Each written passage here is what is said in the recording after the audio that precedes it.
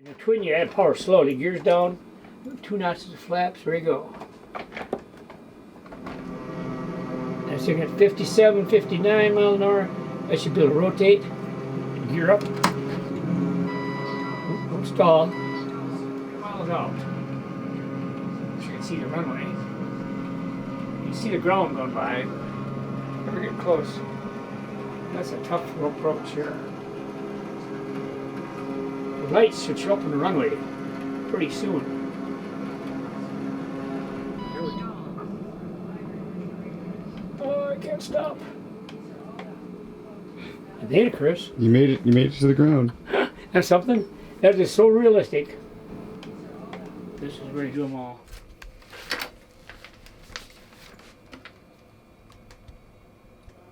And you can see how this shows how they're not bad even on a big screen. This is how it starts out. 1, 2, 3.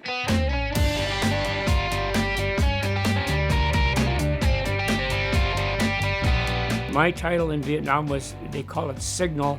You were a signal guy. It was photography. It was a division of the Army in Vietnam. In the division that we had, there were 9 photographers, and that's all they had. So you were assigned a job by the captain of the group, and you'd go out and you'd be on that assignment and try to get something newsworthy or human interest things to show that we were there for some good, not just everybody getting shot up. We were to show that the United States was there to help the people.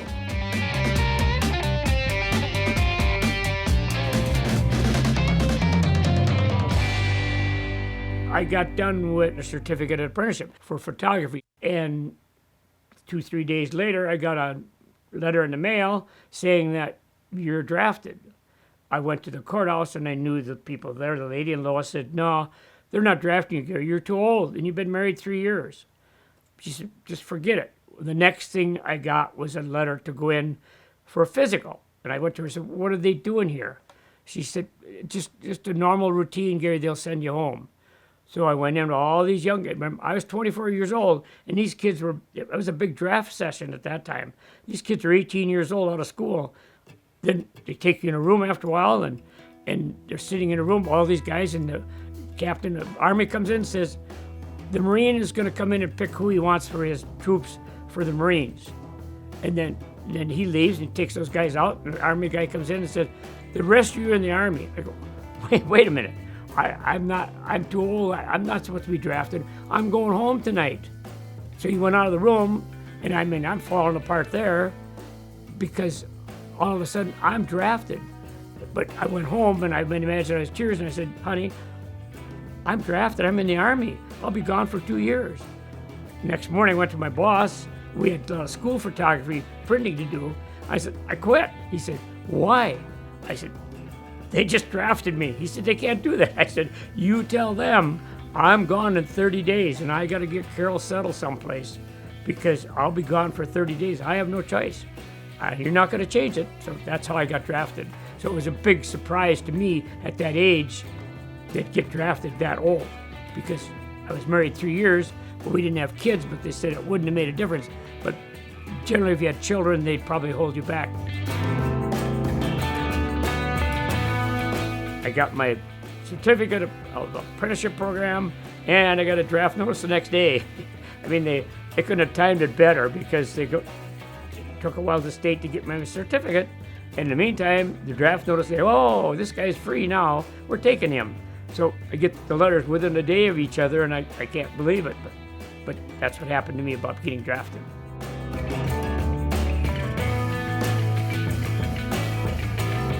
In photography, our job was to go out and do things that the Army wanted to show as part of a history. So they were going to teach us that if you were in Vietnam, you didn't want to get captured.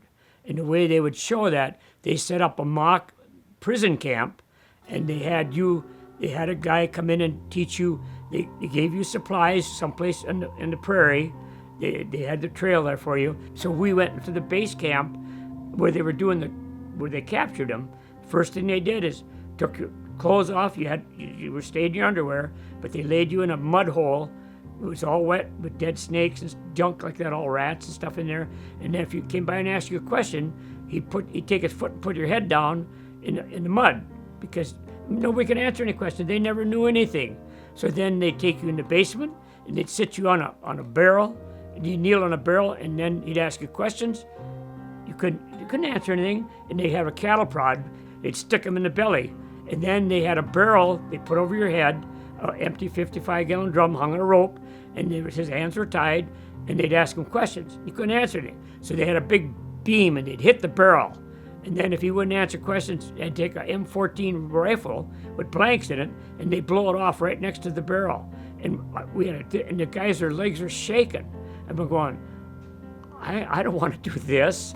I know I'm going to be, well, I'll do it. I'm going, I don't want to do this. And then at night, everybody had to stay. It was cold in the prairie. You stayed in your underwear in like a rabbit cage type thing. They're all barbed wire. Everybody was back to back. You were tucked in this cage at night. Well, I took a photo of that. That went back to the base because we turned our photo in every night. And the captain went to the general and said, this is going bad. They're going to kill some of our guys. So they shut down the camp, so I never had to go through it. But I filmed everything. We got to Vietnam, we landed, and they took us by small boats, and they loaded us on shore. And we go, what's this? And they loaded us on jeeps. We went on trucks, and we went out to wherever our base camp was through the dirt and the dust. And we had no idea what was going on.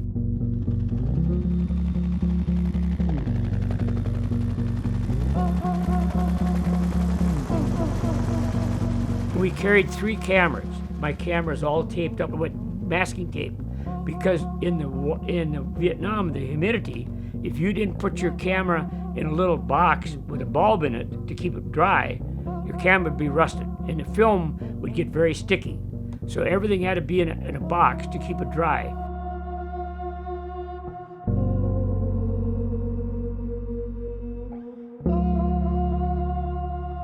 All the black and whites here, they were sent in on a roll, and we never knew what was good or bad, other than they'd send, we'd get a Stars and Stripes flyer, and they said, hey, you got your picture in there. Otherwise, we never knew where anything went, whether it was good or bad. Had no idea. So with black and white, and you never knew if you got a good shot. You were hoping if you got a good shot, it was good, because not like today, you can go look at it and say, hey, I better do it over.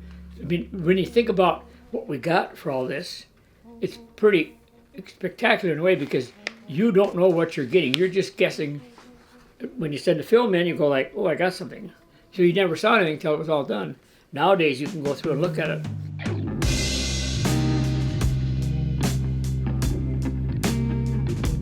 The motion picture guy was with me because I watched him at night and he watched me. He would sleep at night for a while. I'd stay awake, and then I'd sleep and he'd stay awake, because if they got up and moved during the night, we weren't part of a group.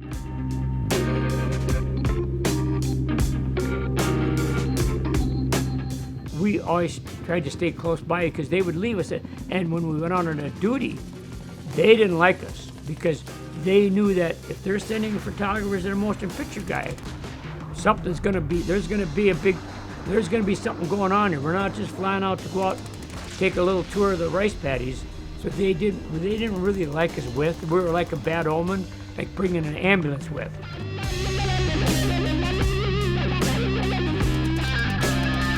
You were never going to walk on the dikes. You were walking the water all day, and you'd sleep on the dike at night in the water. So you were wet all the time. And they had special boots for that, but they didn't help a lot because your feet are wet all the time. And so then you're not supposed to be on the dike walking, and I was eating rations. I didn't want to walk in the water with my camera, and I fell in a punji stick hole. But I fell over the top of it, and the camera went in the water, and the guys hollered, Pipes is walking on a dike. Captain come back and said, what did you just do? I said, I'm crying. I said, my camera's in the water. I lost the camera. He said, you're on the dike. You know what you could have done if you fell in that punji stick hole? Look at the prod. What they did is they put dung manure on the prods and the sticks. Then when you fall in it, it'd puncture you, and then you'd get an infection. most of the time you were saved, but I fell over it. And I go, oh, I was lucky.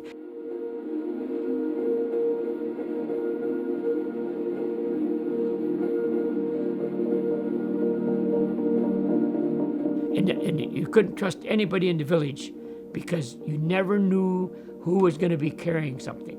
And you couldn't trust the kids outside the village because they'd have some explosives on them and they would blow them up. Not as bad as today, but in that time you couldn't trust anybody, that they would have explosives on them and they'd set them off. Basically, I wanted to show the people that what the life was really like over there, because no one realized what these people went through. One time they were taking a general through a tour in a Jeep, and I was in the village looking at things at the square, and he come by and he stopped the Jeep and he said, "Troop, what are you doing here?"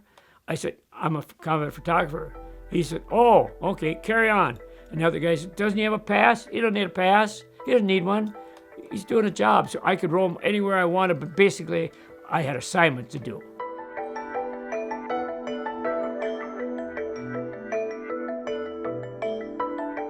I have an Army Commendation Medal. It doesn't mean anything to me, but the fact that I got the Bronze Star was that I was a great water skier in my young days. I did a lot of trick skiing and did some shows.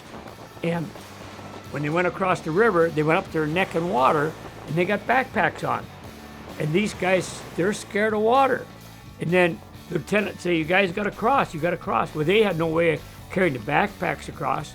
They went down the water, and I said to the captain, "I'm a great swimmer. Water doesn't bother me now. I don't have a backpack. I'll put my camera down. I'll help these guys get across." So I helped all these guys get across, and then the captain awarded me a Bronze Star for heroic action.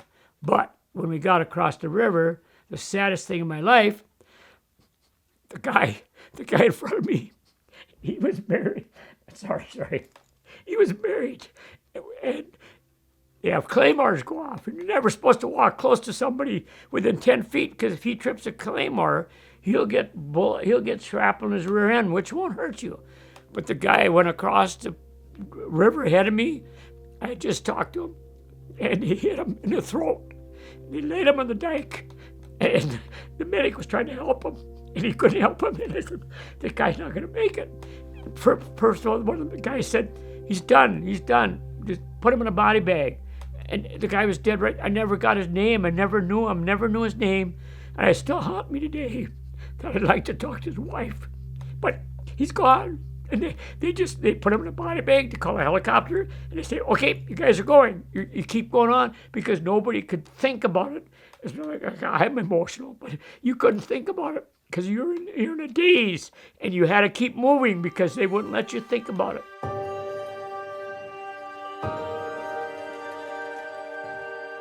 We would catch them after we overrun an area, and we'd capture them, and then we couldn't tell if he was a Vietnamese sympathizer or if he was really a Viet Cong. After now, we realize these people were Vietnamese people, the North Vietnamese, and the higher up people telling me the United States were bad. So they just believed that we were bad people, get us out of there. So they were just doing something they thought was good for them, which was bad for them because they were getting killed trying to do something they thought was good, which wasn't. So we blindfolded them, took them in, and if they had IDs, then they'd go through them, they'd interpret them, they'd give them to the Vietnamese people, and the Vietnamese would interpret them, and we were very good to them.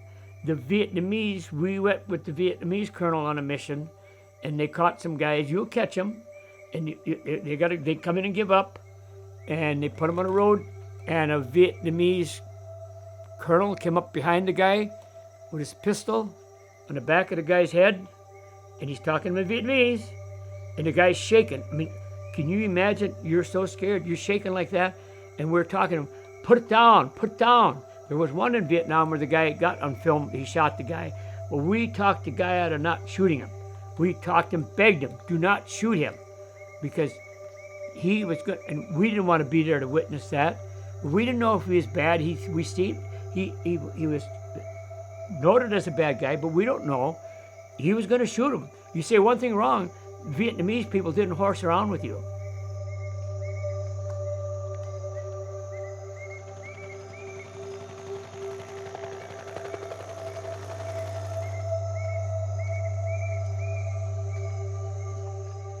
We had a doctor, a medical doctor, and we had a Vietnamese doctor, and he would give all the kids shots.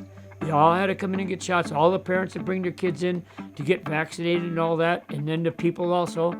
And then there's pictures in the book where one picture, I was taking a picture of the little girl was going, ah, and that's a cute picture of her being screaming and getting shot, because that's what we did. We wanted to show the United States, the Vietnamese, that we're doing some good over there. They had a hospital. We repainted the whole hospital, fixed it all up for them, so they had a hospital in the village, and we did all that for them. And there's one picture in the book, an old guy, I'm 81 now, but he to me, he was like, he had to be, to me, but he had 70 years old or older.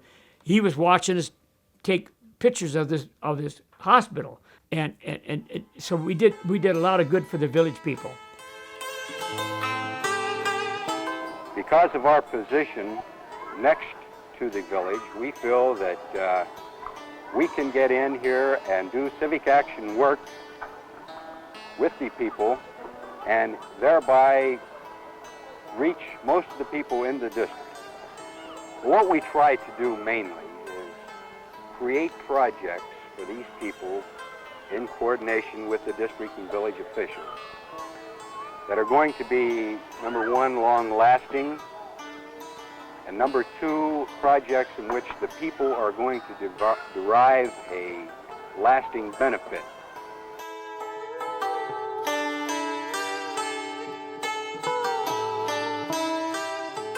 What you see on TV that time was all the shooting and all the massacring stuff. They never showed the people. They never let the United States people know that there were people over there we're protecting. I wanted to show at home that there were real people there, and that we had friends over there. They liked us, and I wanted to show what the people were like, what their lives were like, how hard they had it, and how easy we had it at home.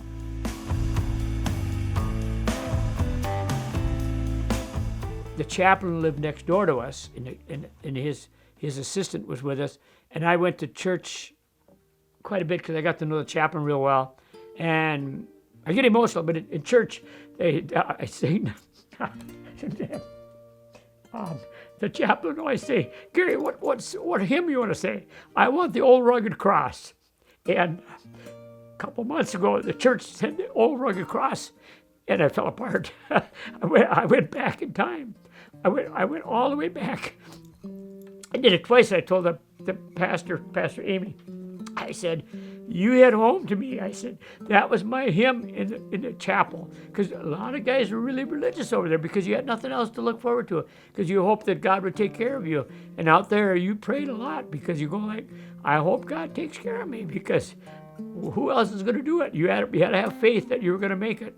And I think we had God going for us. I don't care what you say, because in all the helicopter crashes I had in civilian life and airplanes I took down, God said my wife's going to stick with me the rest of her life. She's not going to get by without me. So we've been married 61 years. So I think God gave me a chance to come home, to pass this story on.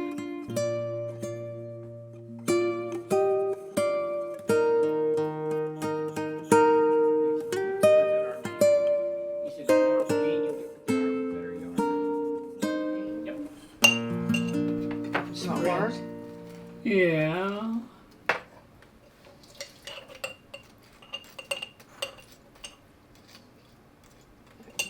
I don't know how I can do that with this. I'll give you a hug with his jelly. This arm doesn't work very well. Nope, it's swelling up a little bit, but it's Yeah, okay. we should get that. I think ice as a thing photographer, off. well, it's brained into you that the only history you have is you can talk about it. Somebody walks away, they forget about it. But as a photographer, when I got home, I was in Brownton, and I went to a lot of the meetings with ladies and men and people, and I had a slide program, and I would show them the pictures of the people I had basically a slide program. I have slides left. That's how I got these pictures. So I'd have a slide projector, and I'd go to the meeting and explain to them about Vietnam, what it was like over there. So that's why I felt that I have all these pictures. Where are they going to go when I'm gone? That we can't lose that history. I want them to see what went on. I think they need to know what us guys went through. The World War II guys in Korea, they don't know what they went through. They have a museum thing in Washington, D.C., but they don't have any real good pictures of showing what they do. All I can do is show that there's people there. Who cares about the combat? Everybody can combat, but I wanted to show that there are really people there, that were people living there that we should have protected. And that's just one village. That's just one village. Look at Saigon. Look at all that. I just feel that it's important to show that I lived this, I made it through it, and I'm happy that I made it. I want to show you that I'm happy to be alive and showing it. Sorry.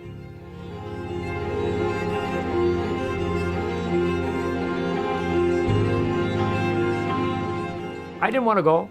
I did not want to go. I didn't go to Canada, but I have to go because this is important. I'm going for it. And now I'm proud that everyone has a freedom.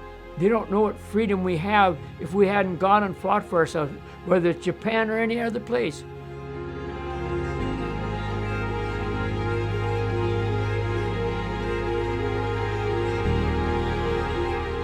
My book, I want to go on forever and ever and ever to say, yeah, it's history.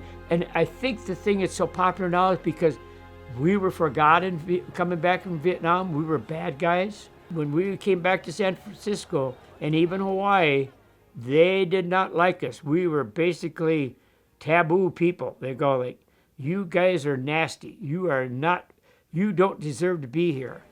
But we just live with it. You go, and now it's hard to take the attention. I feel guilty, but I wear my hat only because I get to meet a veteran. Every time I get to meet a veteran, I carry my USBs with. I go, here's a card for you want to look at the book. And the guys tell me their history of what they did and all that. And it's you get to hear their story. Nothing until the last few years. Didn't mean anything until they started recognizing us. I felt guilty at first. I didn't want it till I realized Julie said, my daughter Julie, let's do a book, Dad. You got so much history here. It wouldn't be for her, I wouldn't have the book.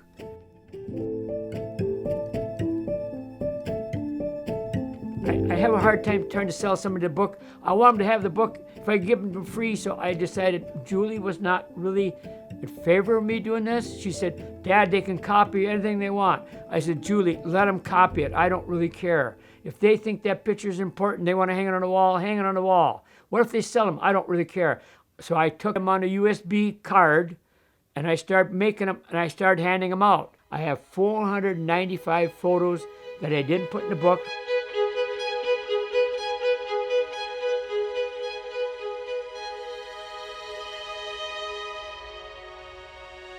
It's at this, so many years have gone by, it seems like a different lifetime. You know, it's hard to imagine that he was there when you see all of this stuff and what he went through. And it's, like it's a different lifetime. So much time has gone by, it's hard to believe. Hard.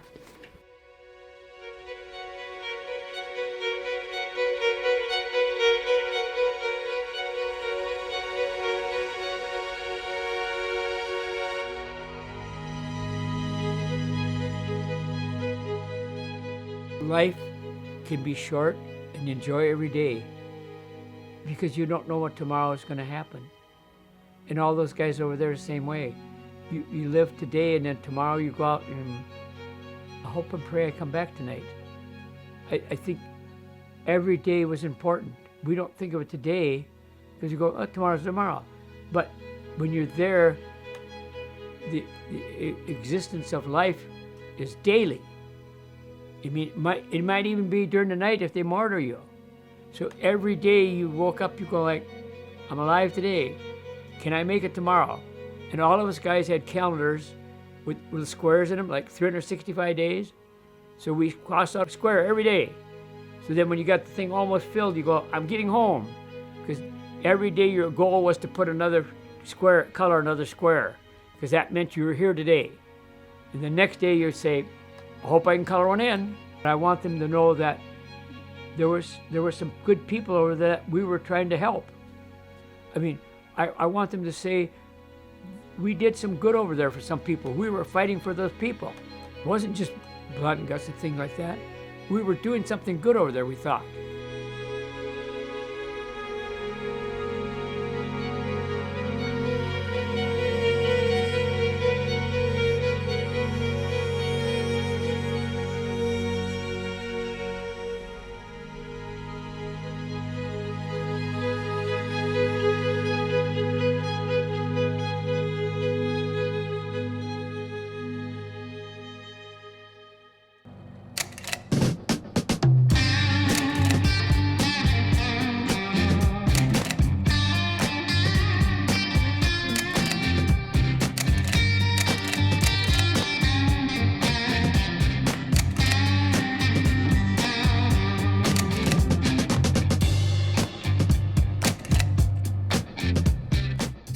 This program is made possible by the Minnesota Arts and Cultural Heritage Fund and the citizens of Minnesota.